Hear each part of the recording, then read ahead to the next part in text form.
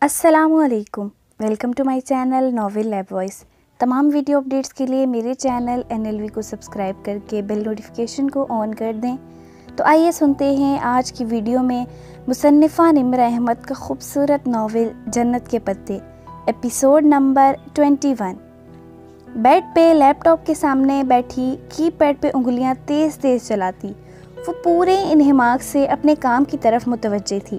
Presentation کے لیے وہ مکمل تیاری سے جانا چاہتی تھی تاکہ کوئی اس پہ انگلی نہ اٹھا سکے۔ مسلسل کام کے باعث اس کے ہاتھوں میں درد ہو رہا تھا، سر کے پچھلے حصے میں بھی ہلکی ہلکی ٹیسیں اٹھ رہی تھیں۔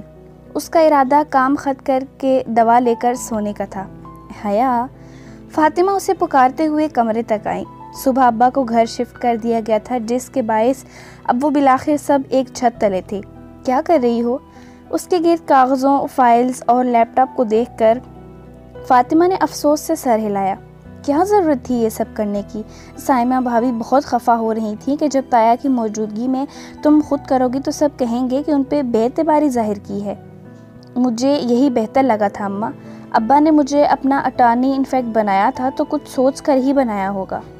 وہ اسکرین سے نگاہیں ہٹائے بنا بولی۔ اچھا، کل ارسل کا ولیمہ ہے، کیا پہنو گی؟ اوف، یہ شادیاں! جب سے ابا بیمار ہوئے تھے ان چیزوں کا دل ہی نہیں کرتا تھا۔ ارسل ان کا سیکنڈ کزن تھا، پھر بھی مہندی اور شادی پہ وہ اور فاطمہ نہیں گئی تھیں۔ اب ولیمے پہ جانا ضروری تھا۔ کچھ بھی پہن لوں گی، مکس گیدرنگ ہوگی۔ ان کی انگلیوں سے درد اب کلائی تک سرایت کر رہا تھا۔ ہاں مکس ہی ہے، مگر پلیز اس دن کی طرح دوپٹہ مت لپیٹنا۔ فاطمہ اس کے قریب بیڈ پہ بیٹھتی نروٹھے پن سے بولی، پر اماں مکس گیدرنگ جو ہے نقاب تو کرنا پڑے گا۔ وہ ابھی تک اسکرین کی جانب متوجہ تھی، اسے پتہ نہیں چلا کہ اس نے کس شے کو دعوت دے ڈالی تھی۔ نقاب کس لیے؟ کیا ہو گیا ہے تمہیں؟ وہاں کس سے نقاب کرنا ہے؟ کزن کی شادی ہے، وہاں سب اپنے ہی ہوں گے۔ وہ حیرت اور غصے سے بولی۔ حیا نے رک کر انہیں دیکھا۔ اپنا تو کوئی نہیں ہوتا اماں، وہ کزنز ہیں، سگے بھائی تو نہیں۔ اب جب کرتی ہوں نقاب تو ٹھیک سے کروں نا۔ اسے سر کے پچھلے حصے سے درد اپنے بازو تک بڑھتا ہوا محسوس ہو رہا تھا، جیسے اس کی اندیکھی انگلیاں ہوں اور اس کے سر کو آہستہ آہستہ اپنے شکنجے میں لے رہا ہو۔ تم پاگل ہو گئی ہو؟ تم فنکشن میں برقع اوڑو گی؟ برقع نہیں اوڑھ رہی، بڑے دوپٹے سے ہی کام چلا لوں گی، مکس گیدرنگ جو ہے۔ اس نے حد الوسع لہجے کو نرم اور دھیما رکھنے کی کوشش کی۔ مگر مکس گیدرنگ میں بھی مردوں اور عورتوں کی ٹیبلز الگ الگ ہوتی ہیں حیا، مرد دور ہوتے ہیں۔ دور کہاں، سامنے ہی تو بیٹھے ہوتے ہیں سب، درمیان میں اسکرین تو نہیں حائل ہوتی۔ اور پھر جو ویٹرز عورتوں کی طرف پھیر رہے ہوتے ہیں اور ارسل کے بھائی، وہ تو ہمیشہ ہی عورتوں کی طرف ہوتے ہیں۔ وہ تو بچے ہیں حیا، 20 سال کے بچے ہیں۔ تم بحث کیوں کر رہی ہو؟ درد کی لمبی انگلیاں اب اس کی کن پٹی سے ہوتی پیشانی کو اپنے شکنجے میں لے رہی تھی۔ تکلیف حل پر بڑھتی جا رہی تھی۔ نہیں اماں، بحث تو نہیں کر رہی، صرف وضاحت کر رہی ہوں اپنے نقاب کی۔ اچھا، پہلے تو تم نقاب نہیں لیتی تھی، پہلے تو تم بہت ماڈرن تھی۔ وہ چپ ہو گئی۔ زمانہ جاہلیت کا تانا کیسے چابک کی طرح لگتا ہے، کاش یہ تانا دینے والوں کو معلوم ہو سکے۔ جی، میں پہلے نہیں لیتی تھی، لیکن اب اگر کرتی ہوں تو مجھے پراپر طریقے سے کرنا چاہیے۔ تم شادی پہ نقاب لوگی تو لوگ کیا کہیں گے؟ وہ جھنجھلائیں۔ نہیں لوں گی تو اللہ تعالیٰ کیا کہے گا؟ کچھ نہیں ہوتا حیا، ایسے بھی تو کتنے گناہ کر لیتے ہیں، غیبت، گلے، یہ سب گناہ نہیں ہوتا؟ یا صرف نقاب نہ کرنا گناہ ہے؟ درد کی فولادی گرفت اس کے سر کو جکڑ لینے کے بعد اب گردن تک پھیلتی جا رہی تھی۔ اسے کندھوں پہ شدید دباؤ محسوس ہونے لگا۔ اماں، میں نے کب کہا کہ میں بہت نیک ہوں یا کوئی گناہ نہیں کرتی؟ لیکن اگر میں کوئی نیب کرنا چاہتی ہوں تو مجھے مت روکیں۔ اسے لگا وہ التجا کر رہی ہے، منت کر رہی ہے، وہ بنو قریظہ سے منت کر رہی ہے۔ اچھا، پہلے تو تم نے کبھی احساس نہیں کیا گناہ ثواب کا؟ جب ابا اور تایا کہتے تھے تب تو تم نہیں مانتی تھی۔ پھر وہی پہلے کا تانا۔ تو اماں، اگر میں تایا کے کہنے پہ اللہ کی مانتی تو میں قابل قبول ہوتی، مجھے شاباش بھی ملتی اور واہ واہ بھی۔ لیکن اگر میں اپنی مرضی سے اللہ کی مانوں تو میں قابل قبول نہیں ہوں۔ اس نے دکھ سے انہیں دیکھا۔ وہ ماس کو برچھی کی طرح زخم کرتی اذیت کندھوں سے گزرتی سینے میں اتر رہی تھی۔ مجھے بیکار کے دلائل مت دو، اپنا LLB مجھ پہ مت آزماؤ۔ ارم کی منگنی پہ تھوڑے لوگ تھے، بات دب گئے، لیکن اگر اب اتنے بڑے فنکشن پہ نقاب لوگی تو جانتی ہو لوگ کتنی باتیں بنائیں گے۔ آپ لوگوں سے ڈرتی ہیں جبکہ اللہ زیادہ حقدار ہے کہ اس سے ڈرا جائے، اور لوگوں کا کیا ہے؟ سائمہ تائی تو پہلے بھی مجھ پہ باتیں بناتی آئی ہیں۔ مگر فاطمہ بیزار ہو چکی تھی۔ حیا، شادیوں پہ کون حجاب لیتا ہے؟ میں لیتی ہوں اور میں لے کر دکھاؤں گی۔ نہیں، میں کوئی دعویٰ نہیں کر رہی، لیکن اگر میں اپنے خاندان کی وہ پہلی لڑکی ہوں جو شادیوں میں بھی حجاب لے تو میں وہ پہلی لڑکی بنوں گی اماں۔ تکلیف اس کی شریانوں میں کسی سیال مادے کی طرح تیرتی، اندر سب کچھ جلاتی، دل میں قطرہ قطرہ گرنے لگی تھی۔ حیا، شادیوں پہ تو خیر ہوتی ہے۔ نہیں اماں، شادیوں پہ ہی تو، ان تقریبات سے ہی تو خیر کم اور شر زیادہ نکلتے ہیں۔ کتنا برا لگے گا تم نقاب میں بیٹھی ہوگی۔ انہیں رہ رہ کر اس کی کم عقلی پہ افسوس ہو رہا تھا۔ کس کو برا لگے گا؟ لوگوں کو، مگر اللہ تعالیٰ کو اچھا لگے گا۔ اچھا، یعنی ہم جو نقاب نہیں کرتے تو ہم سب کافر ہوئے؟ ہاں، ہم سب بہت برے ہوئے۔ میں نے یہ کب کہا ہے اماں؟ میں خود نقاب لیتی ہوں مگر کسی دوسرے پر تو تنقید نہیں کرتی۔ میں تو کسی سے کچھ بھی نہیں کہتی اماں۔ اس کی آواز بھیگ گئی۔ درد اب اس کے دل کو کاٹ رہا تھا، الٹی چھری سے ذبح کر رہا تھا۔ خندق کی کوئی جنگ بنو قریظہ کے بغیر نہیں لڑی جاتی۔ اسے بھی بنو قریظہ مل گیا تھا، اور وہاں سے ملا جہاں سے اس نے کبھی تصور بھی نہیں کیا تھا۔ تم مت کہو، مگر تمہارا حجاب چیخ چیخ کر یہی کہتا ہے کہ میں بہت اچھی ہوں اور باقی سب برے ہیں۔ انہوں نے ہاتھ اٹھا کر چمک کر کہا۔ وہ کہیں سے بھی ایک مہذب اور تعلیم یافتہ خاتون نہیں لگ رہی تھی۔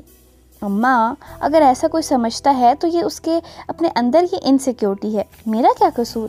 میں تو کسی کو برا نہیں سمجھتی، میں تو بس آگ سے بچنا چاہتی ہوں۔ تو یہ سب پہلے کیوں نہیں کرتی تھی؟ بچپن سے علم تھا تمہیں جہنم کی آگ کا، یا نہیں علم تھا؟ پہلے صرف علم تھا اماں، اب یقین آ گیا۔ اس نے بہت سے آنسو اپنے اندر اتارے۔ کیا لوگوں نے واقعی سمجھ لیا کہ وہ کہیں گے ہم ایمان لائے اور وہ آزمائے نہ جائیں گے؟ اچھا، صرف پردہ نہ کرنا گناہ ہے، ماں کی بات نہ ماننا گناہ نہیں ہے؟ کہ قرآن نہیں پڑھا تم نے کہ والدین کو اف بھی نہیں کرتے؟ اس نے جواب میں ایک گہری سانس لی۔ اماں، آپ کو بھی پتا ہے اور مجھے بھی پتا ہے کہ آپ اس آیت کو غلط جگہ پہ غلط طریقے سے کوٹ کر رہی ہیں۔ میں آپ کو ناراض نہیں کرنا چاہتی، مگر میں اللہ تعالیٰ کو بھی ناراض نہیں کر سکتی۔ بس کرو، پتا ہے مجھے یہ سب تم جہان کے لیے کر رہی ہو۔ وہی ہے ایسی دقیانوسی سوچ کا حامل، ترکی میں رہ کر بھی فرق نہیں پڑا اسے۔ دیکھتی ہوں میں کس طرح روز فجر پہ مسجد جا رہا ہوتا ہے۔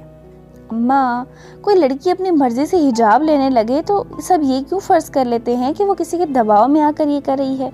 کوئی یہ ماننے کو تیار کیوں نہیں ہوتا کہ اس لڑکی کا اپنا دل بھی کچھ کہہ سکتا ہے؟ مگر پہلے تو تم نہیں کرتی تھی نا؟ وہ غصے سے کہتی اٹھی۔ اور کرو جس سے بھی نقاب کرنا ہے، میں کون ہوتی ہوں کچھ کہنے والی؟ وہ تن فن کرتی باہر نکل گئی۔ الٹی چھری ابھی تک اس کے دل کو کاٹے جا رہی تھی۔ خون کے قطرے اندر ہی اندر گر رہے تھے۔ مائیں بھی بعض دفعہ کتنا دل دکھاتی ہیں مگر انہیں کبھی احساس نہیں ہوتا۔ اس نے آنکھوں کو ہتھیلی کی پشت سے رگڑا مگر آنسو پھر بھی ابل پڑے۔ جاڑے اور بھوک کی تکلیف میں خندق ہونا کٹھن ہوتا ہے یا بنو قریظہ کی بے وفائی سہنا؟ اس نے خود سے پوچھا۔ اور اگر یہ دونوں ساتھ مل جائیں تب؟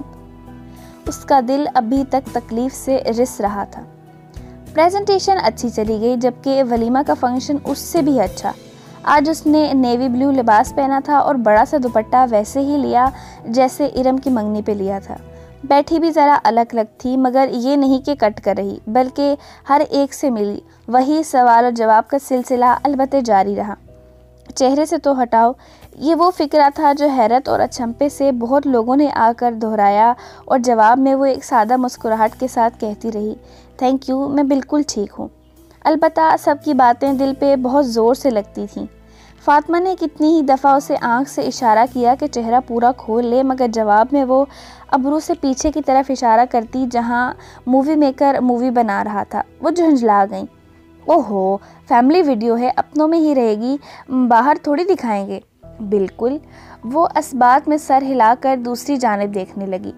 صرف شہلا تھی جو اسے یوں ملی جیسے کوئی تبدیلی ہی نہ آئی ہو۔ اس کی آنکھیں البتہ اب بھی ویسی ہی اداس اور تکان سے بھرپور تھیں، مگر اب حیا کو وجہ جاننے کی ضرورت نہیں رہی تھی۔ اس نے ابھی 1-2 فنکشنز حجاب میں اٹینڈ کیے تھے۔ کل فاطمہ سے بحث کی تکلیف کا اثر ابھی تک دل پہ تھا، اور شہلا تو پچھلے 2 برس سے ہر غمی خوشی میں اس طرح شرکت کرتی رہی تھی۔ اور پھر جب انسان کہتا ہے کہ وہ ایمان لے آیا ہے تو وہ آزمایا بھی ضرور جاتا ہے۔ جانے شہلا کی تکلیف کتنی تھی اور کب سے تھی۔ سلام ہو ہم اجنبیوں پہ، اس نے گہری سانس لیتے ہوئے سوچا۔ شادی کے لیے دوسرے شہروں سے آئے کچھ رشتہ دار تایا فرقان کے گھر ٹھہرے ہوئے تھے۔ تایا نے رات میں سب کا کھانا کیا تھا۔ اس وقت بھی ان کا گھر مہمانوں سے بھرا ہوا تھا جب وہ پریزنٹیشن کا بتانے ان کی طرف آئی۔ لان میں اندھیرا اتر آیا تھا۔ تایا برآمدے میں ہی کھڑے تھے۔ اندر جانے والا دروازہ کھلا تھا مگر آس پاس کوئی نہ تھا۔ اندر سے البتہ گہما گہمی اور رونق کی سی آوازیں آ رہی تھیں۔ آج پریزنٹیشن اچھی ہو گئی ہے، امید ہے پروجیکٹ ہمیں ہی ملے گا، وہ نرمی و بشاشت سے بتانے لگی۔ جو سرد مہری کی دیوار ان دونوں کے بیچ در آئی تھی وہ اسے گرانا چاہتی تھی۔ جو بھی تھا اسے فطری طور پہ اپنے تایا سے بہت محبت تھی۔ خیر مجھے تو اتنی امید نہیں ہے، پتہ نہیں تم ٹھیک سے کر کے آئی بھی ہو یا نہیں۔ وہ وہاں ہنوز رکھائی تھی، وہ بہت اکھڑے سے لگ رہے تھے۔ نہیں تایا ابا، سب بہت اچھا ہو گیا، وہ پورا ہوم ورک کر کے گئی تھی۔ وہ خاموش رہے، تنے ہوئے ابرو اور ماتھے کے بل۔ وہ اس سے خوش نہیں تھے۔ اس نے ایک اور کوشش کرنی چاہی۔ اچھا باکر صاحب بتا رہے کہ سائڈ بیک میں وینڈر کچھ مسئلہ کر رہا ہے، سپلائی روک دی ہے۔ میں سوچ رہی تھی کہ اگر میں خود… وہ ایک دم رکی۔ دروازہ کھول کر داور بھائی باہر آ رہے تھے۔ حیا کسی میکانکی عمل کے تحت دوپٹہ 2 انگلیوں سے تھوڑی تک لے جا کر ناک تک لے گئی۔ تایا ابا نے چونک کر اس کی حرکت کو دیکھا، پھر اندر سے آتے داور بھائی کو جو اسے دیکھ کر رک گئے تھے، جیسے متذبذب ہوں کہ کھڑا رہوں یا واپس چلا جاؤں۔ یہ تم کس سے پردہ کر رہی ہو؟ تایا نے کڑے تیوروں سے اسے دیکھا۔ لمحے بھر کو تو اس کی سمجھ میں کچھ نہیں آیا۔ جی تم میرے بیٹے سے پردہ کر رہی ہو؟ تایا ابا میں تو… اس نے کچھ کہنا چاہا مگر وہ ایک دم بہت بلند آواز میں بولنے لگے۔ میرے بیٹے آوارہ ہیں، لوفر لفنگے ہیں، بدنیت ہیں؟ کیا کیا ہے میرے بیٹوں نے جو تم ان کے سامنے پردے ڈالنے لگتی ہو؟ اونچی غسیلی آواز نے اندر باہر خاموشی طاری کر دی۔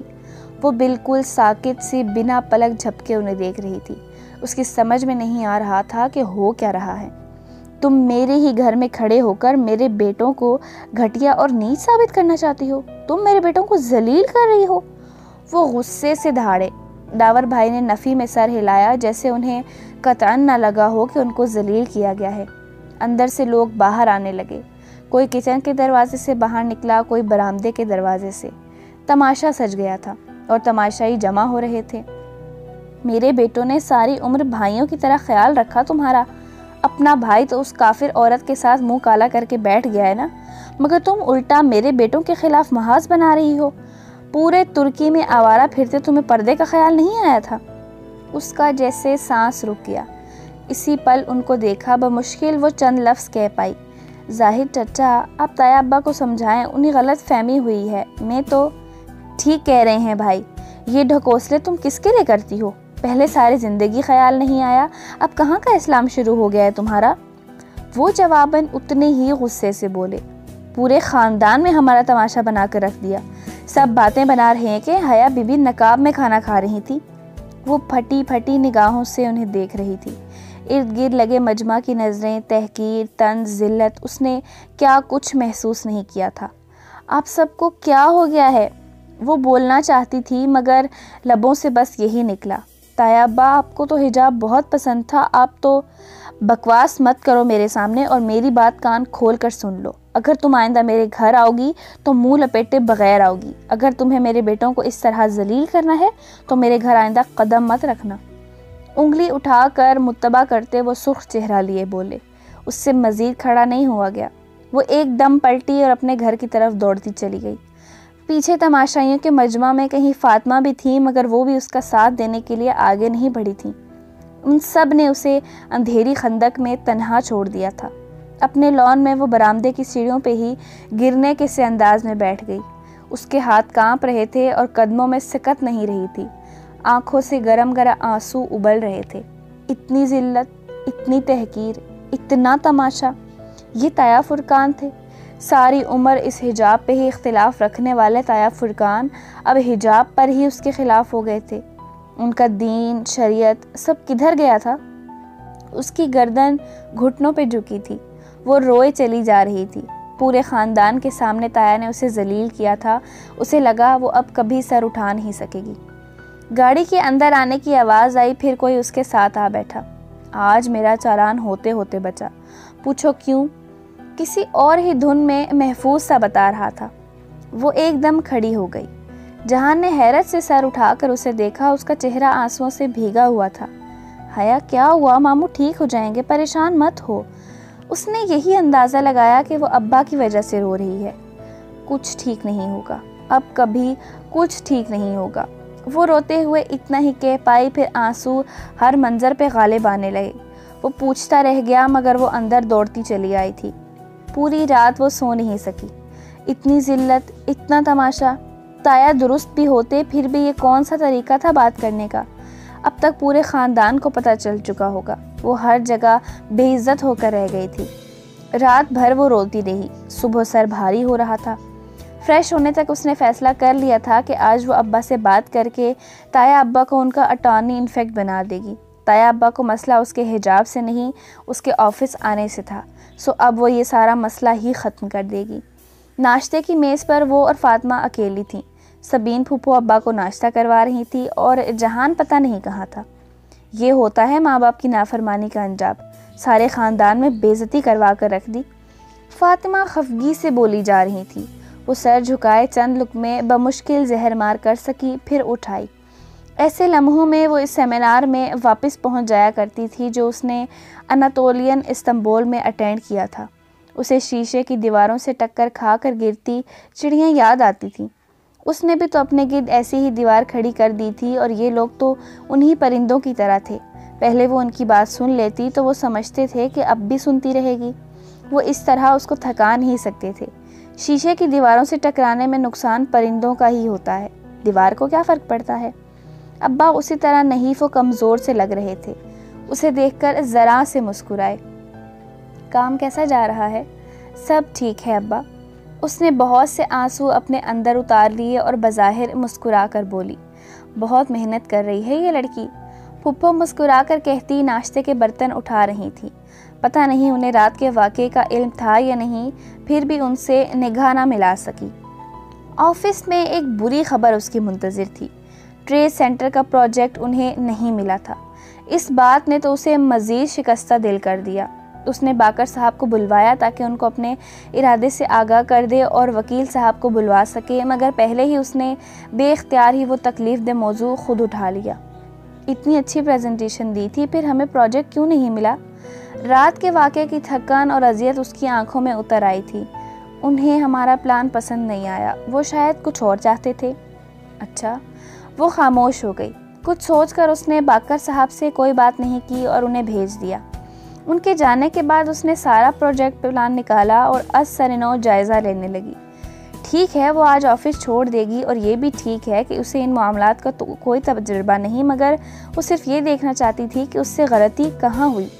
تمام خاکے اچھے تھے، بقول آرکیٹیکٹ بے حد شاندار، مگر جب اس نے پہلی دفعہ ان کو دیکھا تھا تو اس کے ذہن میں کیا بات آئی تھی؟ کچھ غیر آرام دہ لگا تھا اسے۔ اس نے ذہن پہ زور دیا اور ایک دم کسی بہتی ندی کی طرح وہ خیال امڈ آیا، موت کا کنواں، اور اگلے ہی لمحے اسے غلطی نظر آ گئی۔ داور بھائی کی شادی کی کچھ شاپنگ فاطمہ اور اس نے لاہور سے کی تھی۔ کسی کام سے وہ شاہ عالمی مارکیٹ چلے گئی۔ غلطی یہ کی کہ اپنی کار لے گئی۔ وہاں ایک ملٹی سٹوری پارکنگ بلڈنگ میں کار پارک کرنا پڑی، وہ بھی 4تھی منزل پہ۔ گول گول گھومتی منزلیں، تنگ تاریک جگہ، گاڑی اوپر چڑھانا گویا یوں تھا جیسے موت کے کنویں میں ڈرائیو کرنا۔ تب سے اسے ملٹی سٹوری پارکنگ عمارت بہت بری لگتی تھی، اور اب اس کے پلان میں ٹریڈ سینٹر کی پارکنگ ایک چھوٹے رقبے پہ ملٹی سٹوری بنائی گئی تھی۔ اسے تعمیراتی کاموں کا تجربہ نہ تھا، مگر شاپنگ کا ایک طویل اور وسیع تجربہ تھا۔ پھر یہ اتنی بڑی غلطی اسے پہلے کیوں نظر نہیں آئی؟ شاید اس لیے کہ وہ پہلے خود کو کم علم سمجھ کر آرکیٹیکٹ پہ بھروسہ کر رہی تھی۔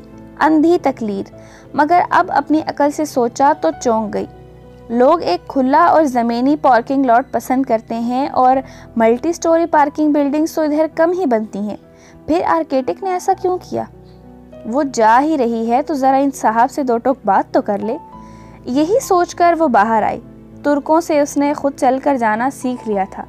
وہاں کسی سے راستہ پوچھو تو وہ آپ کے ساتھ چل کر اخیر منزل تک چھوڑ آتا تھا.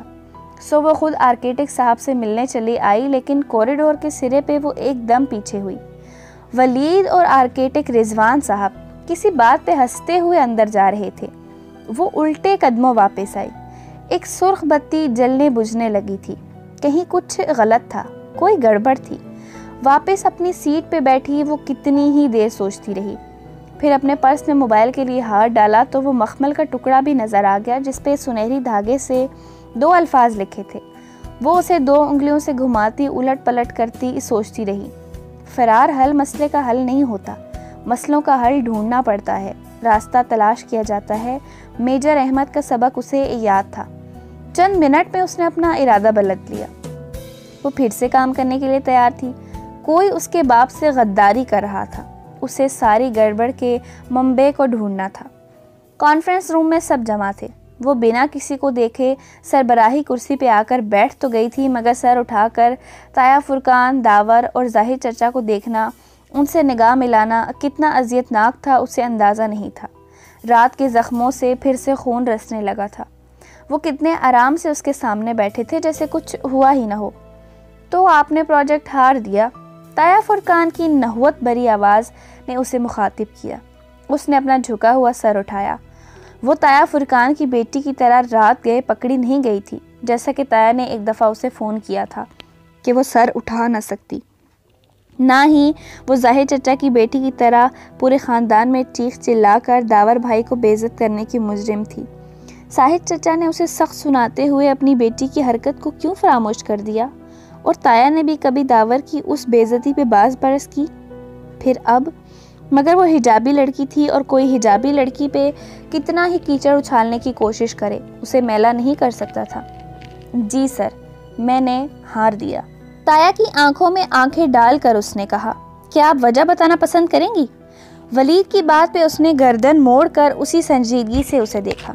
میں آپ کو جواب دہ نہیں ہوں ولید صاحب. درست.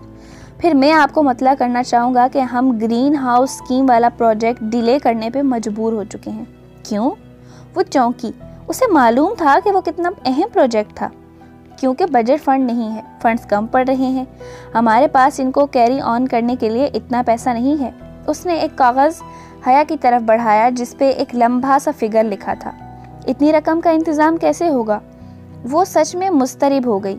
مگر اس طرح پروجیکٹ بند کرنے سے تو بہت نقصان ہوگا. پھر کیا کریں؟ یہ میرے ابا کا پروجیکٹ تھا، ہم اس کو یوں کال آف نہیں کر سکتے. وہ فکر مندی سے کہہ رہی تھی. تم ہمیں یہ اماؤنٹ لا دو، ہم اس کو جاری رکھیں گے، بات ختم. زاہد چچا نے بیزاری سے کہا. وہ دونوں تایا چچا اسے یوں مخاطب کرتے تھے گویا وہ ان کے بھائی کی بیٹی نہیں ملازمہ ہو. واقعی اگر میں آپ کو یہ اماؤنٹ لا دوں تو آپ کام جاری رکھیں گے؟ کیا آپ زبان دے رہے ہیں؟ اس کا لہجہ تیز ہو گیا. ان کا چیلنج کرتا، مذاق اڑاتا انداز اسے پہلے سے زیادہ برا لگا تھا. رات کے زخم پھر سے کھرچنے لگے تھے. بالکل. تایا فرقان نے شانے جھٹکے. ٹھیک ہے، میں پیر کی صبح آپ کو اپنے فیصلے سے آگاہ کر دوں گی. وہ فائل بند کرتے ہوئے حتمی انداز میں بولی. پھر جب وہ اپنے آفس واپس آئی تو موبائل بج رہا تھا. اس نے کرسی پہ تھکے تھکے انداز میں گرتے ہوئے فون اٹھایا. نمبر جہان کا تھا. کیسی ہو؟ وہ چھوٹتے ہی فکر مندی سے پوچھنے لگا. ٹھیک ہوں، اس نے انگلیوں سے پیشانی مسلتے ہوئے جواب دیا. بے خوابی کے باعث سر بے حد درد کر رہا تھا. چلو پھر لنچ ساتھ کرتے ہیں. میں نے ایک چھوٹا سا اٹالین ریسٹورنٹ دیکھا ہے، تمہیں ایڈریس سمجھاؤں؟ سارے دن میں وہ پہلی دفعہ ہنسی تھی. یہ میرا شہر ہے جہان بے، مجھے اس کے سارے راستے معلوم ہیں. ریسٹورنٹ کا نام بتاؤ. وہ بھی ہلکا سا ہنس دیا. اوہ سوری، F10 میں اٹالین اوون پہ آ جاؤ. کار ڈرائیور چلا رہا تھا. وہ پچھلی نشست پہ بیٹھی سیل فون پہ نمبر ملا رہی تھی. اس نے ابا کی نصیحت پہ عمل کرنے کا سوچا تھا. کال ملا کر اس نے فون کان سے لگایا. سچ شکر کہ انہوں نے کال ریسیو کر لی. السلام علیکم ذیشان انکل، میں حیا بات کر رہی ہوں. کار ٹریفک کے ساتھ بہتی چلی جا رہی تھی. اسی طرح کے اس کے تنے پریشان اعصاب ڈھیلے پڑتے جا رہے تھے۔ ان سے بات ختم کی تو آفس سے فون آ گیا۔ وینڈر مال کی سپلائی کھولنے پہ تیار نہ تھا اور پرانی قیمت پہ تو ہرگز نہیں۔ سراسر بلیک میلنگ تھی اور بلیک میلرز سے تو اسے نفرت تھی۔ کل میری میٹنگ ارینج کروا دیں وینڈر سے، میں ان صاحب سے خود بات کرنا چاہوں گی۔ اس نے بند کر دیا۔ کار ریسٹورنٹ کے سامنے آ کھڑی ہوئی تھی۔ وہ اطالوی ریسٹورنٹ کی بالائی منزل کی سیڑھیاں چڑھتی اوپر آئی۔ دوپہر کا وقت تھا، تمام میزیں خالی تھی۔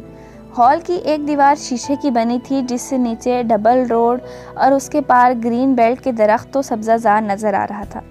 شیشے کی دیوار کے ساتھ کونے کی میز پہ وہ بیٹھا تھا۔ اسے آتے دیکھ کر وہ دھیرے سے مسکرایا۔ وہ بنا کسی دقت کے اسے نقاب میں پہچان لیتا تھا۔ پہلی دفعہ جب وہ نقاب میں اس کے پاس گئی تھی فریڈم فلوٹیلا کے احتجاج کے دن، تب بھی اس نے کوئی حیرانی ظاہر نہیں کی تھی۔ شاید وہ حیران کم ہی ہوتا تھا۔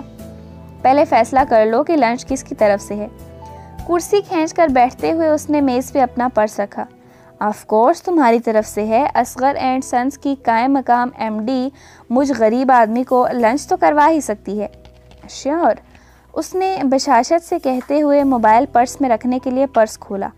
مخمل کا ٹکڑا اندرونی جیب میں 1000 کے ایک نوٹ کے ساتھ رکھا تھا۔ 1000 کا نوٹ؟ وہ زب بند کرتے ہوئے چونکی، پھر بنا محسوس سے انداز میں پرس کو اندر سے دیکھا۔ اس کا روپوں والا پاؤچ آفس میں ہی رہ گیا تھا۔ اب سوائے اس لاوارث سے نیلے لوٹ کے اس کے پاس کچھ نہیں تھا۔ اللہ اللہ، کاروباری الجھنوں میں پاؤچ اٹھانا یاد ہی نہیں رہا۔ اب کیا کرے؟ کیا ہوا ایم ڈی صاحبہ، پیسے تو نہیں بھول آئیں؟ وہ مسکراتے ہوئے اسے دیکھ رہا تھا۔ ایک تو اس آدمی کی عقابی نظریں۔ اس نے سنبھل کر پرس بند کیا۔ تم ایم ڈی صاحبہ سے ایسی غیر ذمہ دارانہ حرکت کی توقع کر سکتے ہو؟ بظاہر مسکراتے ہوئے وہ سیدھی ہوئی۔ نہیں، خیر آرڈر کرو، تمہارا شہر ہے، تمہیں زیادہ پتہ ہوگا۔ وہ پیچھے ہو کر بیٹھ گیا۔ حیا نے شیور کہتے ہوئے مینیو کارڈ اٹھا لیا۔ اس کو لنچ کروانا تھا اور وہ بھی 1000 کے نوٹ سے۔ اے ٹی ایم بھی پاؤچ میں تھا اور وہ کوئی ایسی حرکت نہیں کر سکتی تھی جس سے جہان کو پتہ چلے کہ وہ پیسے واقعی بھول آئی ہے، ورنہ ادائیگی کر دے گا۔ سوال انا کا تھا، لیکن 1000 میں اسے اطالوی لنچ کیسے کرواؤں؟ اس نے قدرے اضطراب سے فہرست دیکھی۔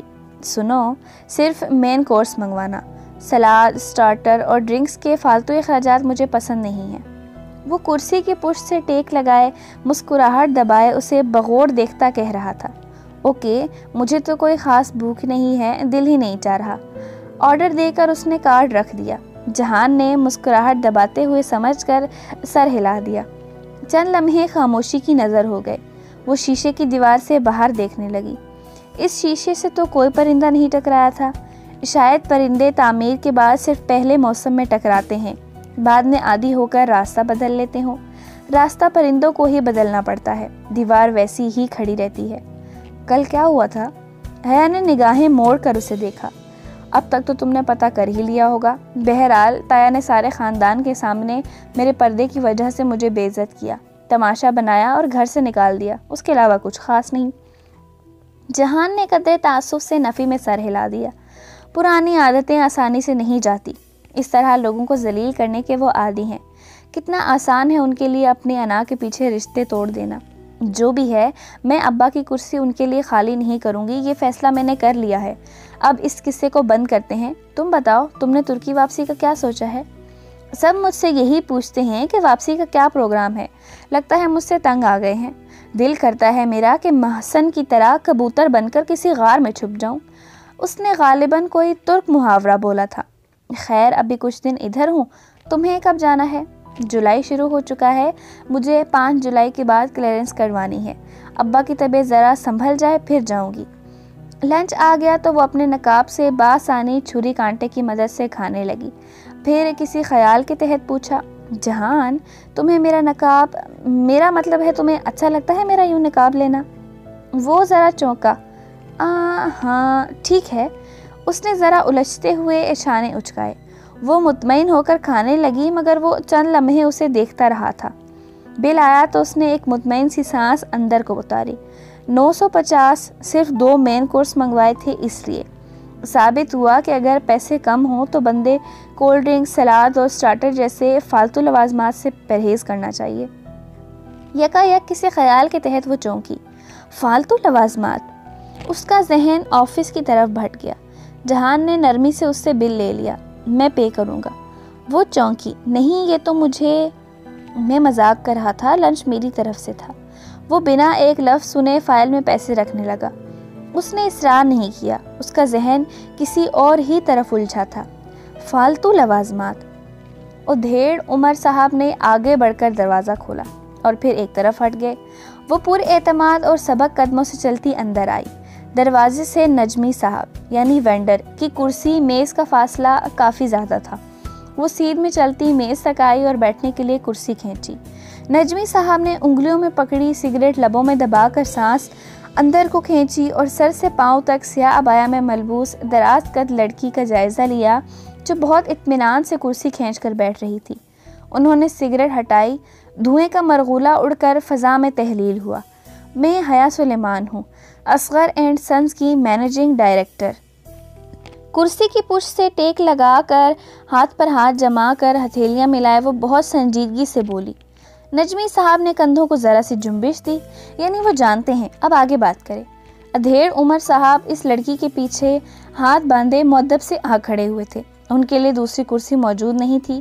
نجمی صاحب نے کرسی منگوانے کی ضرورت بھی نہ سمجھی۔ ہماری سائٹ پہ سپلائی آپ نے روک دی ہے، جس سے ہمارا پروجیکٹ تاخیر کا شکار ہو سکتا ہے۔ دیکھیں بی بی، میں نے اپنی ڈیمانڈ میری بات ابھی ختم نہیں ہوئی نجمی صاحب۔ اس نے ہاتھ اٹھا کر ایک دم بہت سخت لہجے میں انہیں روکا۔ اس کی آواز میں کچھ تھا کہ وہ رک گئے۔ چند باتیں ہیں جو میں آپ کو بتانا چاہتی ہوں۔ ان کی آنکھوں میں آنکھیں ڈال کر بنا کسی تمہید کے وہ کچھ کہہ رہی تھی۔ آپ کے پیچھے جو کھڑکی ہے اس سے جھانک کر دیکھیں تو دائیں جانب دور کہیں ایک زیر تعمیر منصوبہ دکھائی دے رہا ہے۔ کس چیز کا منصوبہ ہے وہ باقر صاحب؟ لڑکی نے رک کر پیچھے کھڑے آدمی کو مخاطب کیا، مگر دیکھ وہ ابھی تک نجمی صاحب کو رہی تھی۔ اوور ہیڈ ہے میم، انہوں نے فوراً بتایا۔ بالکل، اوور ہیڈ تعمیر ہو رہا ہے وہاں، اور کیا آپ جانتے ہیں کہ اس میں سینڈ اور سلٹ استعمال ہو رہا ہے، اور وہ بھی کس کی جگہ؟ کرشر میٹیریل کی جگہ۔ نفیس سے نقاب سے جھلکتی اس کی بڑی بڑی سیاہ آنکھیں مسکرائی تھیں۔ نجمی صاحب نے سگریٹ والا ہاتھ نیچے کر دیا۔ ان کے تنے اعصاب ڈھیلے پڑ چکے تھے اور وہ پوری طرح سے اس کی طرف متوجہ تھے۔ آپ اس اوور ہیڈ سے 2 کلومیٹر دائیں طرف چلے جائیں تو ایک 6 اسٹار ہوٹل نظر آئے گا۔ اس کی تعمیل آخری مراحل میں ہے، مگر اس کے مالکان کو یہ علم نہیں کہ اس کی روفنگ اور واٹر پروفنگ میں سب اسٹینڈرڈ میٹیریل استعمال کیا گیا ہے، بے حد سستا اور گھٹیا میٹیریل۔ اس کی مسکراتی آنکھوں کی چمک بڑھ گئی تھی۔ نجمی صاحب نے کچھ کہنے کے لیے لب کھولے، مگر اس نے ہاتھ اٹھا کر روک دیا۔ میری بات ابھی ختم نہیں ہوئی۔ وہ لب بھینچ کر رہ گئے۔ پیشانی پہ بلوں کا اضافہ ہونے لگا۔ ایک روڈ بھی حال ہی میں مکمل ہوئی ہے اور اس کا بھی ان دونوں پروجیکٹ سے تعلق ہے۔ نگاہیں ان پہ جمائے وہ مسکراتے ہوئے کہہ رہی تھی، اور جو تعلق ہے وہ آپ بہتر جانتے ہیں، میں تو بس اتنا جانتی ہوں کہ اس سڑک کے اس طرف میں سیمیٹڈ نہیں کیا گیا، اندر ہولز چھوڑ دیے گئے ہیں۔ وہ کون سا مسئلہ ہوگا جو سب سے پہلے چند دن میں منظر عام پہ آئے گا باقر صاحب؟ نجمی صاحب کو اپنے سابقہ انداز میں دیکھتے ہوئے اس نے اپنے ساتھی کو مخاطب کیا۔ وہ اسی تابعداری سے بولی، ڈرینیج کا مسئلہ میم۔ بالکل، ڈرینیج کا مسئلہ، مگر سب سے بڑا مسئلہ کون سا ہوگا؟ انسپیکشن کا مسئلہ۔ 4 انسپیکشن ٹیمیں ان تینوں پروجیکٹس کو چند روپے رشوت لے کر اپروو کر چکی ہیں، لیکن وہ کیا ہے نجمی صاحب کہ جو ہمارا میڈیا ہے نا، وہ ذرا سی ریٹنگ کے لیے ایسی خبروں کو خوب اچھالتا ہے، اور یوں اس وینڈر کی ساکھ تباہ ہو کر رہ جاتی ہے، بالخصوص تب جب ان کے ہاتھ ڈاکومنٹڈ پروف بھی لگ جائے باقر صاحب۔ اس نے انگلی سے اشارہ کیا تو باقر صاحب نے چند کاغذات میز پہ رکھے۔ نجمی صاحب ان کو اٹھانے کے لیے آگے نہیں بڑھے۔ وہ بمشکل ضبط کرتے ہوئے بولے، مجھ پہ ہاتھ ڈالنا اتنا آسان نہیں ہے۔ ارے، اس کی سیاہ آنکھوں میں حیرت ابھری۔ آپ کی بات کس نے کی؟ پھر وہ ذرا سا مسکرائی۔ میں تو اپنی سپلائی کی بات کر رہی تھی۔ کل ہفتہ ہے، میں امید کرتی ہوں کہ سوموار کی صبح مجھے اپنی کنسٹرکشن سائٹ پہ سپلائی کی بحالی کی خبر مل جائے گی۔ اپنا پرس اٹھاتے ہوئے وہ کھڑی ہوئی، اور وہ بھی میری پرانی قیمت پہ۔ چلیں باقر صاحب۔ وہ مزید کچھ کہے بنا پلٹی۔ ادھیڑ عمر صاحب کے آگے ہاتھ بڑھا کر دروازہ کھولا۔ وہ انہی سبک قدموں سے چلتی باہر نکل گئی۔ سگریٹ نے نجمی صاحب کی انگلی کو جلایا تو وہ چونکے، پھر غصے سے اسے ایش ٹرے میں پھینکا اور میز پہ رکھے کاغذات اٹھائے۔ جیسے جیسے وہ انہیں پڑھتے جا رہے تھے ان کی پیشانی کے قطرے پسینے سے بھر رہے تھے۔ مجھے آپ کو ایک اچھی خبر دینی تھی جنٹل مین۔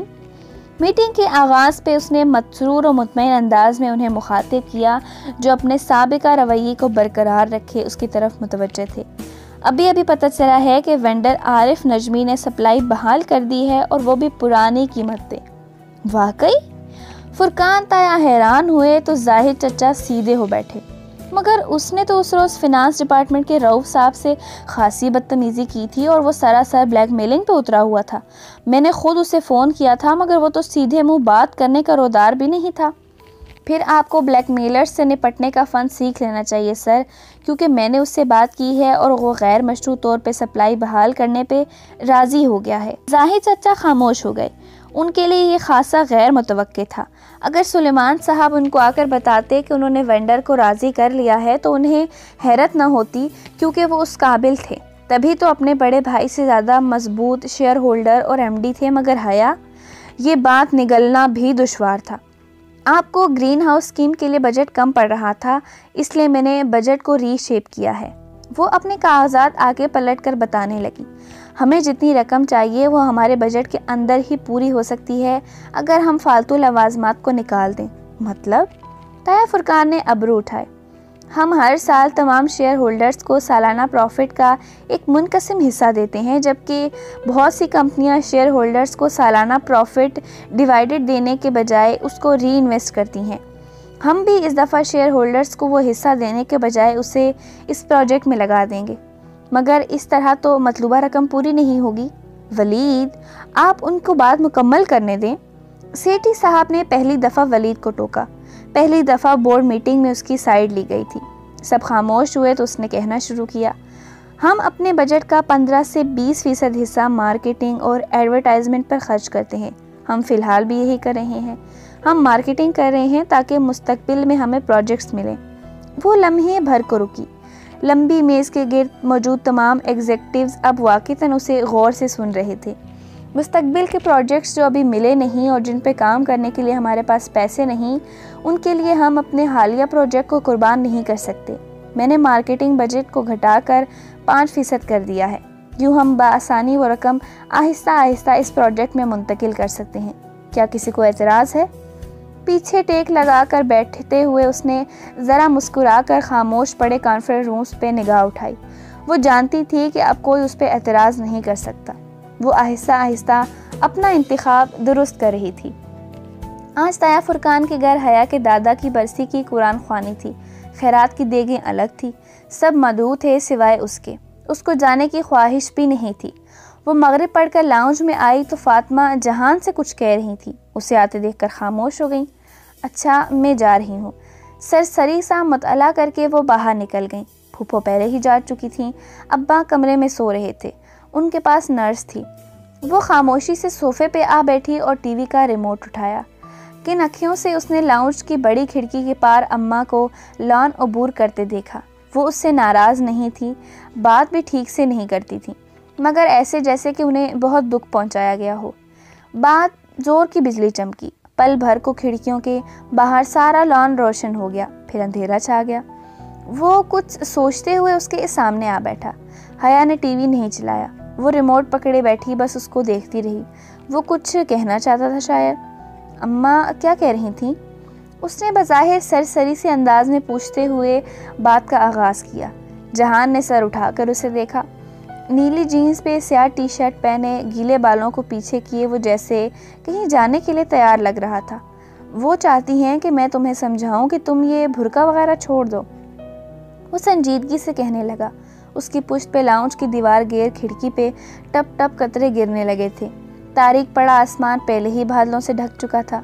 تو تم نے کیا کہا؟ وہ اسی طرح مطمئن سے انداز میں ٹانگ پہ ٹانگ رکھے بیٹھی تھی جیسے وہ اپنے آفس میں بیٹھا کرتی تھی۔ بات تو ٹھیک ہے ان کی، تم ایک بھرکے کے لیے اپنے اتنے رشتے نہیں کھو سکتی۔ باہر بادل زور سے گرجے تھے۔ کھڑکی کے شیشوں پہ تڑا تڑ گرتے قطروں کی اب آوازیں آنے لگی تھیں۔ دوسروں کو چھوڑو، تم اپنی بات کرو جہان۔ کیا تم بھی میرے حجاب سے خوش نہیں ہو؟ وہ اس کی آنکھوں میں دیکھتے ہوئے بولی تو اس کی آواز بہت دھیمی تھی۔ اگر میں کہوں کہ میں نہیں ہوں تب؟ اگر میں کہوں کہ تم میرے لیے اسے چھوڑ دو تب؟ دور کہیں زوردار آواز آئی تھی، جیسے بجلی گرنے کی ہوتی ہے، جیسے صدمہ پہنچنے کی ہوتی ہے۔ کیا تم مجھے چوائس دے رہے ہو؟ یکا یک اس کی آواز میں سرد مہری در آئی۔ اگر میں کہوں ہاں تب؟ وہ اٹھی اور چھوٹے چھوٹے قدموں سے چلتی دیوار گیر کھڑکی کے پاس جا کھڑی ہوئی۔ اس نے سیاہ لمبی قمیض اور چوڑی دار پہن رکھا تھا، بال بھی سیدھے کمر پہ گر رہے تھے۔ قمیض اور بالوں کے رنگ کا فرق غیر واضح سا تھا، سیاہی جس کا نہ آغاز تھا نہ اختتام۔ مجھے کبھی کسی نے کہا تھا کہ خندق کی کوئی جنگ بنو قریظہ کے بغیر وجود میں نہیں آئی، اور تب میں نے سوچا تھا کہ میرے سارے قرابت دار تو میرے ساتھ ہی ہوں گے۔ وہ بھیگتے شیشے کے پار تاریک لان کو دیکھتی کہہ رہی تھی، تایا ابا حجاب کے سب سے بڑے علمدار، اماں جن کی ہمیشہ سے خواہش تھی کہ میں اللہ کے قریب ہو جاؤں، اور میرا شوہر جو روز صبح فجر پڑھنے مسجد جاتا ہے، لیکن آج مجھے پتہ چلا کہ عائشہ ٹھیک کہتی تھی، خندق کی جنگ بنو قریظہ کے بغیر وجود میں آ ہی نہیں سکتی۔ بارش کے ٹپ ٹپ گرتے قطرے شیشے سے لڑک کر زمین پہ گر رہے تھے۔ جب بجلی چمکتی تو پل بھر ان میں کوس قزح کے ساتوں رنگ جھلکتے اور پھر اندھیرا چھا جاتا۔ وہ صوفے سے نہیں اٹھا تھا، بس گردن موڑ کر اسے دیکھنے لگا۔ اگر میں لوگوں کے لیے حجاب لیتی ہوتی تو لوگوں کے کہنے پہ چھوڑ بھی دیتی، لیکن میں اب نہیں چھوڑ سکتی۔ آنسو اس کی آنکھ سے ٹوٹ کر گال پہ پھسلتا گیا۔ کیوں؟ میں یہی نہیں سمجھ پا رہا کہ آخر کیوں؟ وہ اس کے پیچھے آ کھڑا ہوا تھا۔ بادل ابھی تک گرج رہے تھے۔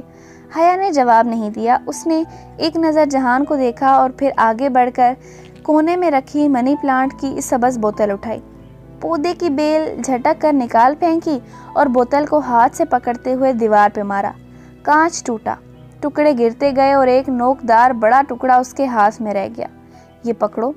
اس نے بوتل کی گردن کا وہ ٹکڑا جہان کی طرف بڑھایا۔ اور جا کر اپنی ماں کی گردن اتار دو۔ حیا، اس نے بے یقینی سے اسے دیکھا۔ حیا نے افسوس سے سر نفی میں ہلایا اور آخری ٹکڑا باقی ماندہ کرچیوں میں پھینک دیا۔ نہیں کر سکتے نا؟ کانپ اٹھتا ہے نا دل، لگتا ہے نا جیسے آسمان پھٹ پڑے گا اگر تم نے ایسا سوچا بھی۔ اس نے گردن موڑ کر بھیگی آنکھوں سے باہر برستی موسلادھار بارش کو دیکھا۔ مجھے بھی ایسا ہی لگتا ہے، وہ بولی تو اس کی آواز آنسوؤں سے بھاری تھی۔ مجھے بھی ایسا ہی لگتا ہے جہان۔ اللہ نے امانت کو آسمان و زمین پہ پیش کیا تھا، مگر دونوں نے اسے اٹھانے سے انکار کر دیا تھا اور اسے انسان نے اٹھا لیا تھا۔ تمہاری ماں، ایک انسانی جان تم پہ امانت ہے، ایسے ہی مجھ پہ میرا وعدہ امانت ہے۔ میں نے زندگی میں بس ایک دفعہ کوئی وعدہ کیا ہے اللہ سے، کوئی مجھے اسے نبھانے کیوں نہیں دیتا؟ بجلی نے اپنی چاندنی پھر سے ہر سو بکھیر دی، بس لمحے بھر کی چاندنی اور پھر اندھیری رات چھا گئی۔ مجھے کسی نے کہا تھا کہ دل مارے بغیر نور نہیں ملتا، اور میں سوچتی تھی کہ نور کیا ہوتا ہے۔ جانتے ہو نور کیا ہوتا ہے؟ آنسوؤں نے گلے میں پھندا ڈال دیا تھا، دم گھوٹنے والا پھندا۔ نور قرآن ہوتا ہے، اللہ کا حکم جن کو پورے کا پورا لیا جاتا ہے، ایک حصہ لے کر دوسرے سے انکار نہیں کیا جاتا جہان۔ میں ہمیشہ سوچتی تھی کہ اللہ کیوں کہتا ہے کہ اگر وہ قرآن کو پہاڑ پہ نازل کرتا تو وہ ٹوٹ جاتا۔ مجھے کبھی اس بات کی سمجھ نہیں آئی تھی، مگر آج آ گئی ہے۔ گرم ابلتے آنسو اس کی ٹھوڑی سے پھسلتے ہوئے گردن تک لڑک رہے تھے۔ وہ کھڑکی سے باہر دیکھ رہی تھی اور وہ اسے۔ جانتے ہو پہاڑ کیوں ٹوٹتا؟ کیونکہ وہ قرآن کو پورے کا پورا لیتا، اور جو شخص قرآن کو پورے کا پورا اپنے دل میں اتارتا ہے نا، اسے ایک بار ٹوٹنا پڑتا ہے۔ اس نے جلتی آنکھیں بند کی۔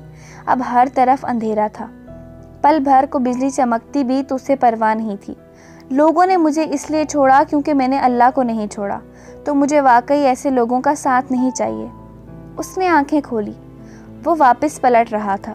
اس نے دھندلی بصارت سے گردن موڑ کر اس شخص کو سیڑھیاں چڑھتے دیکھا جس سے اس کی زندگی کا ایک حصہ محبت کرنے میں گزرا تھا۔ وہ اوپر چلا گیا، مگر حیا اسی طرح سیڑھیوں کو دیکھتی رہی۔ چند منٹ بعد وہ اترتا دکھائی دیا۔ اس کا دستی بیگ اس کے ہاتھ میں تھا۔ وہ بنا اس کی طرف دیکھے، بنا کچھ کہے باہر نکل گیا۔ اس نے اسے نہیں روکا، آواز تک نہیں دی، دے ہی نہیں سکی۔ آنسوؤں نے ہر راستہ روک دیا۔ وہ جا رہا تھا، وہ جانے کے لیے ہی تو آیا تھا۔ اس نے بھیگا چہرہ کھڑکی کی طرف موڑا۔ وہ اب اسے تیز بارش میں سبک قدموں سے لان عبور کرتا نظر آ رہا تھا۔ बौछार उसे भिगो रही थी, मगर उसने इससे बचने को अपने सर पर कुछ भी नहीं ताना था। गेट के करीब पहुंचकर वो लम्हे भर को रुका और पलट कर देखा। हया का दिल डूब कर उभरा। रुखसार पे बहते गर्म आंसू मजीद तेजी से नीचे लुढ़कने लगे। जहान ने आखिरी बार पलटकर उसे नहीं बल्कि ऊपर अपनी माँ के कमरे की खिड़की को देखा। चूँकि फुप्पो इधर नहीं थी, सो अगले ही पल जहान ने गर्दन ज़रा सी ताया फुरकान के घर खुलने वाले दरमियानी दरवाजे की तरफ मोड़ दी। उसकी माँ वहाँ थी। उसे अब भी सिर्फ अपनी माँ की फ़िक्र थी। फिर वो मुड़ा और गेट खोलकर बाहर निकल गया। हया पलटने लगी, तभी उसको बाहर दरमियानी दरवाजे की ओट में कुछ गायब होता दिखाई दिया। गुलाबी और पीला आंचल, इरम का दुपट्टा जो वो पहचानती थी। यकीनन इरम इधर आई थी और वो सब कुछ सुन चुकी होगी। उसने गहरी थकी थकी सी सांस अंदर को खींची। इरम किस सिलसिले में इधर आई थी वो नहीं जानती थी, ना ही ये कि जहान ने उसे देखा था या नहीं, मगर वो इतना ज़रूर जानती थी कि वो वापस जाकर तमाम रिश्तेदारों के बीच खड़े होकर सारा किस्सा मज़े से दोहरा देगी। कुरान ख़वानी में तकरीब में गोया रंग भर जाएगा। गॉसिप का एक नया मौजू। लाउंज में दरवाज़ा अम्मा पूरा बंद करके नहीं गई थी, सो उसे ये खाम ख्याली हरगिज़ न थी कि इरम ने कुछ न सुना होगा। बस चंद ही मिनट बाद पूरे ख़ानदान को पता चल जाएगा कि हया ने जहान को गवा दिया है। वो हया के पर्दे से तंग आकर उसे छोड़कर चला गया है। वो थके थके से अंदाज में वापस सोफे पे आ गिरी। खिड़की के साथ सब्ज़ बोतल की किरचियाँ अभी तक बिखरी थीं। उसमें उन्हें उठाने की हिम्मत नहीं थी। उसमें अभी किसी शय की हिम्मत नहीं थी। वो इरम ही थी और उसने वही किया जो हया ने सोचा था। फातिमा वापस आई तो सख्त मुतासिफ थी। वो सबीन फूफो की बात सुन ही नहीं रही थी जो बार बार कह रही थी, भाभी वो इस वजह से नहीं गया, उसने सुबह मुझे बता दिया था कि वो आज चला जाएगा, उसने वैसे ही चले जाना था। फूफो को इरम से भी शिकवा था। उन्होंने इरम को भी हल्का सा डांट दिया कि वो गलत बात ना करे, मगर फातिमा का अंदाज़ बता रहा था कि उन्हें यकीन नहीं है। उनके नज़दीक अगर कोई उस सब का ज़िम्मेदार था तो वो हया थी, जिसने अपनी ज़िद के पीछे सब खो दिया था। जब ताया अब्बा ने उसे बेइज्जत करके घर से निकाला था तब वो रोई थी, लेकिन जब जहान चला गया तो उसने अपने आंसू पोंछ लिए थे। खंदक की जंग में सिर्फ बनु करीज़ा तो नहीं होता ना, उसमें जाड़े की सख्ती भी होती है। वो सर्दी और खुश्की जो लोगों के रवैयों में दर आती है। रिश्ते सर्द महर हो जाते हैं और उसमें भूख की तंगी भी होती है, मुआशी दबाव और फ़िक्र भी होती है। वो अब परवाह किए बिना कान लपेटे अम्मा की सारी बातें सुनती रहती और आगे निकल जाती। ऑफ़िस में अलबत्ता अब रवैया ज़रा बदला था। उसकी बात सुनी जाती थी, कभी कभार तायद भी हो जाती। वो कॉरिडोर में चलकर जा रही होती या लिफ्ट के इंतज़ार में खड़ी होती, लोग इधर उधर हट जाते, उसके लिए रास्ता छोड़ देते, उसके लिए खड़े हो जाते। हेड आर्किटेक्ट रिजवान बेग को उसने अगले ही रोज़ अपने ऑफिस में बुलवाया था। बैठिए। अपने मखसूस अंदाज में पावर सीट पे टेक लगाकर बैठते हुए उसने हाथ से सामने कुर्सी की जानिब इशारा किया। वो बैठ गए, अलबत्ता उनके चेहरे पे ज़रा उलझन थी। कुछ पिएंगे? कॉफ़ी ठीक रहेगी। श्योर। उसने इंटरकॉम का रिसीवर उठाया। एक अच्छी कड़वी सी ब्लैक कॉफ़ी अंदर भेजें, बग़ैर चीनी के। रिजवान साहब ज़रा चौंके। रिसीवर रखकर वापस कुर्सी पे पीछे होकर बैठी और संजीदगी से उनको देखा। बेग साहब, इधर आपने कौन सी मल्टी स्टोरी पार्किंग देख ली जो आपको लगा इस स्टेट सेंटर में उसे होना चाहिए?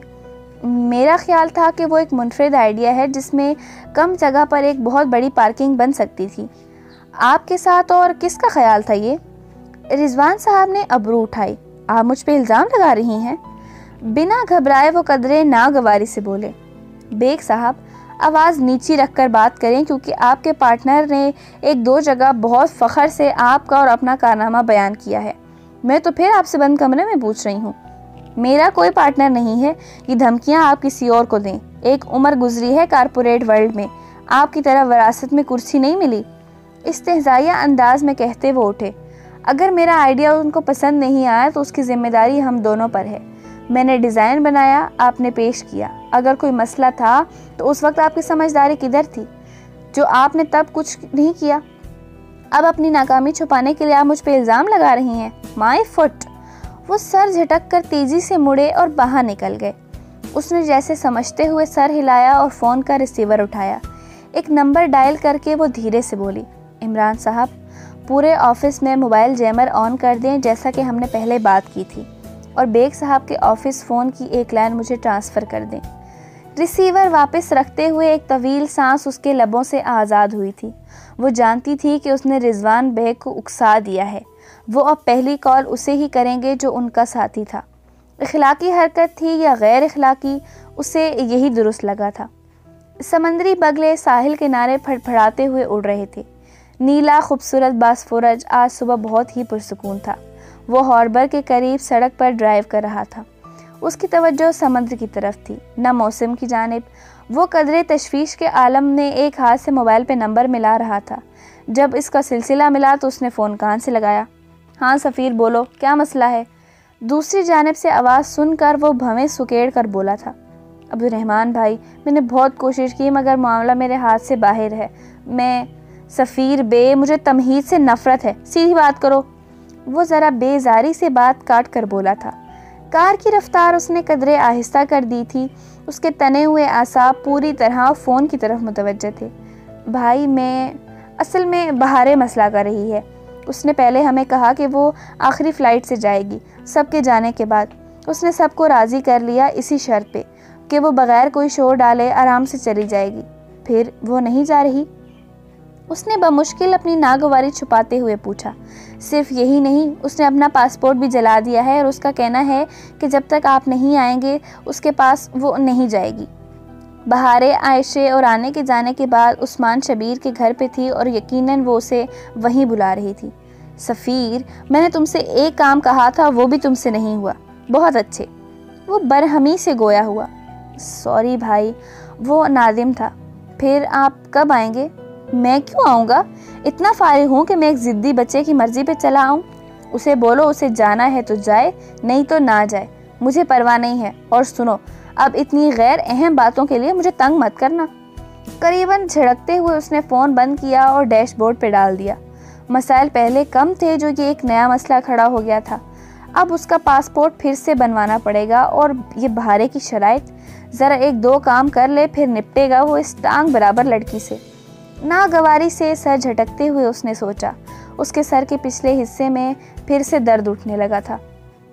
वो लाउंज में सोफे पे पैर ऊपर किए बैठी थी।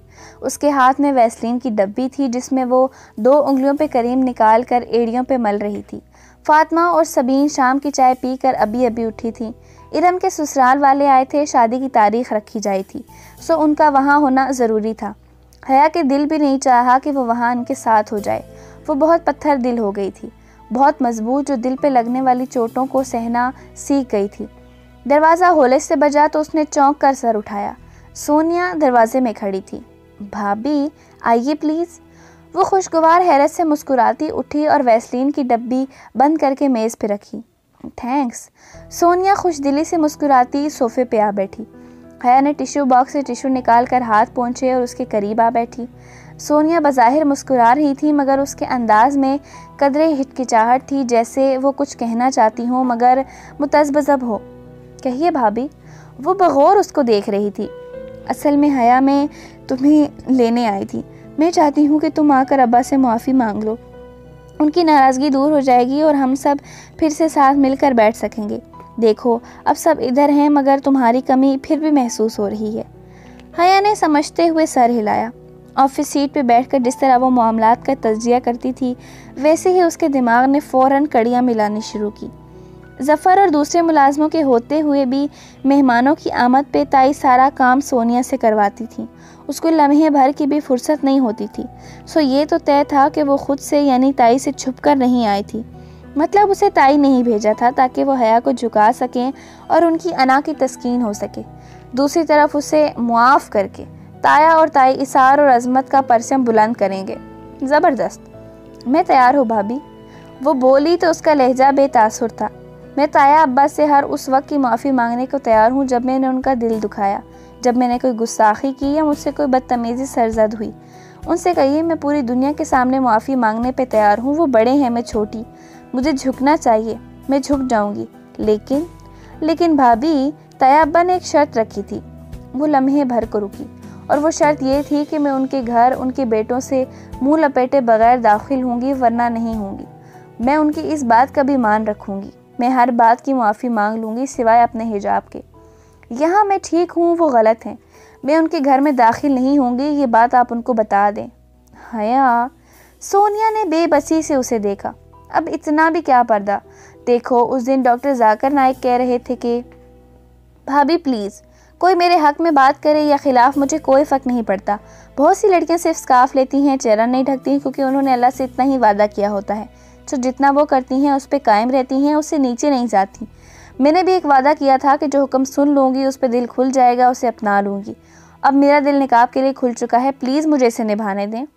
وہ بات کرنے کے ساتھ ساتھ ایڑی پہ لگی چکنائی کو انگلیوں سے مل بھی رہی تھی۔ ذرا ذرا سی سخت پڑی ایڑی اس کی پوروں کو کھردری محسوس ہو رہی تھی۔ دیکھو، تمہاری بات ٹھیک ہے، مگر حیا تم جانتی ہو پورا خاندان باتیں بنا رہا ہے کہ جہان تمہیں اس لیے ٹھکرا کر گیا کیونکہ تم نے اپنی دقیانوسی ضد نہیں چھوڑی۔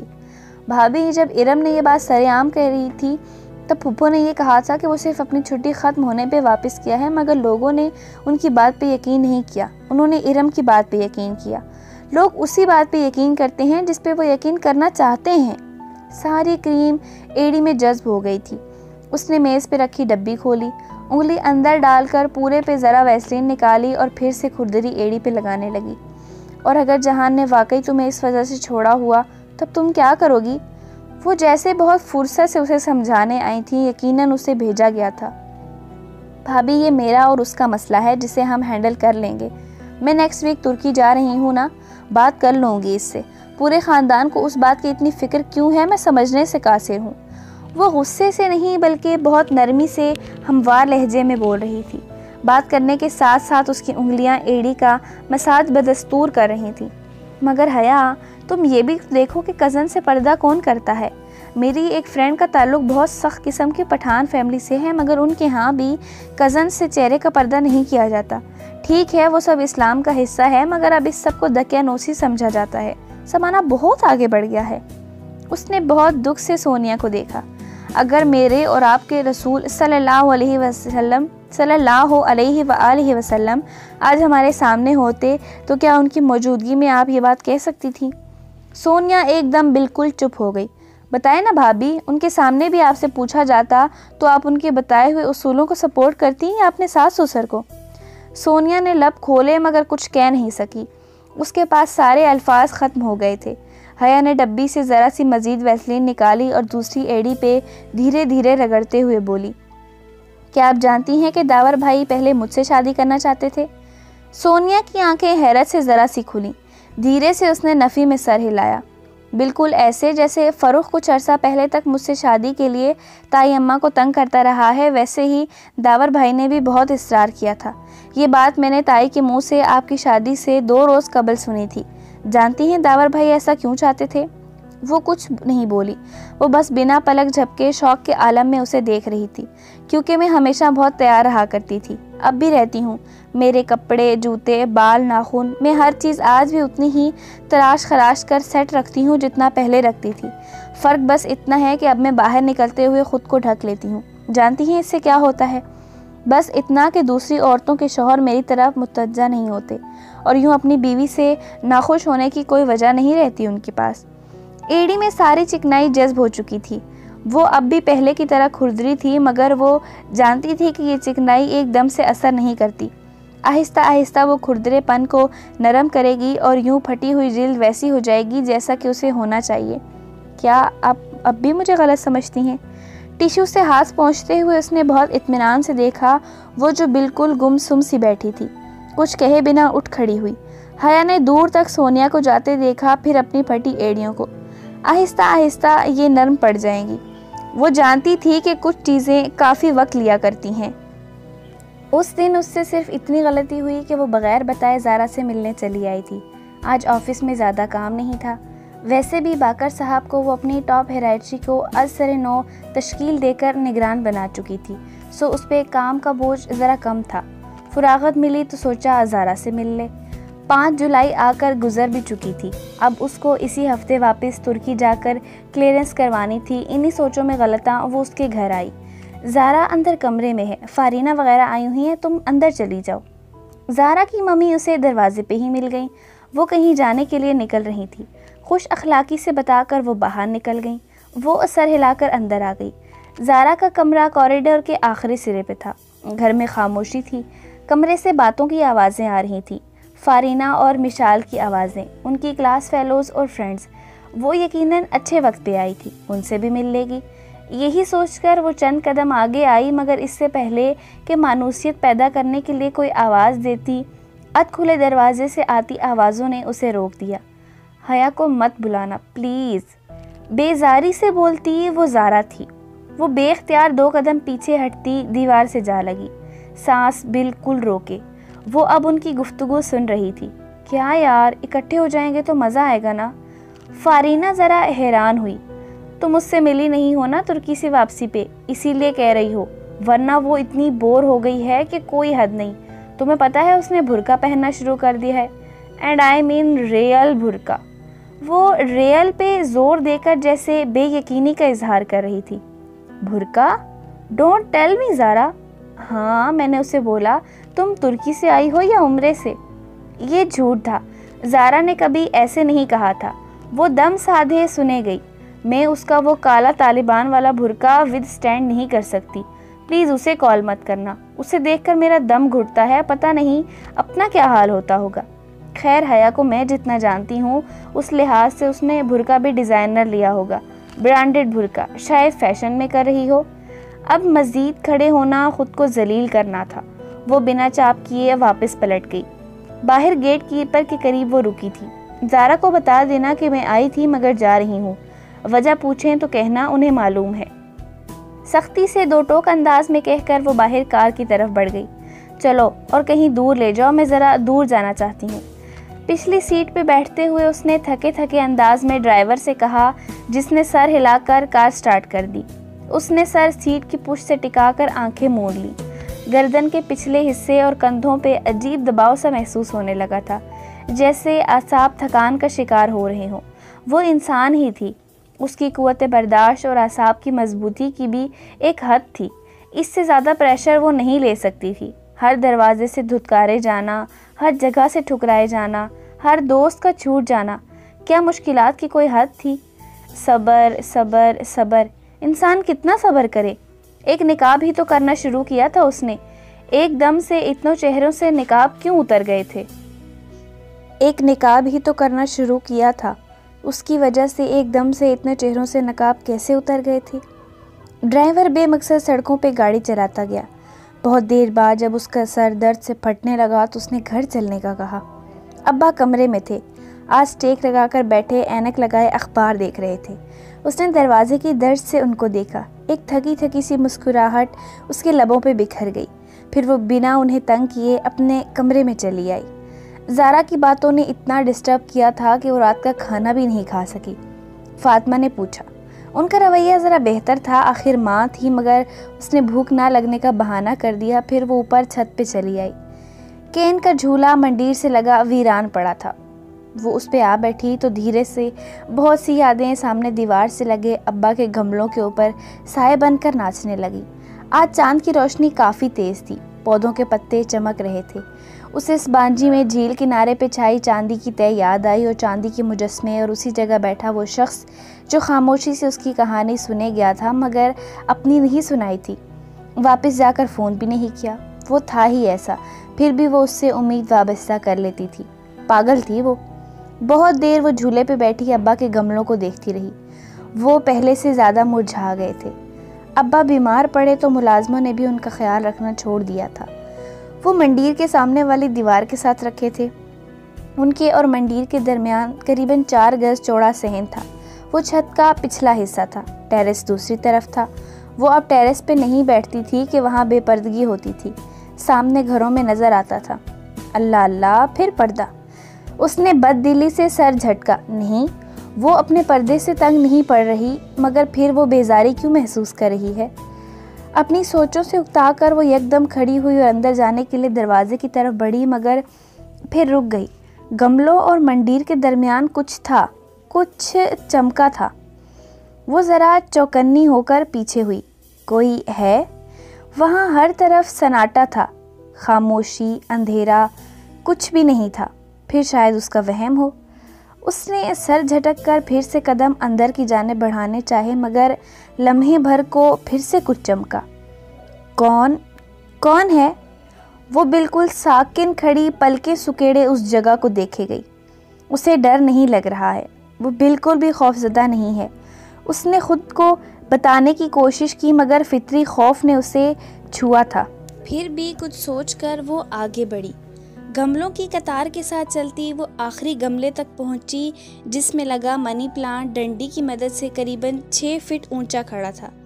وہاں کچھ بھی نہیں تھا، مگر کچھ تھا۔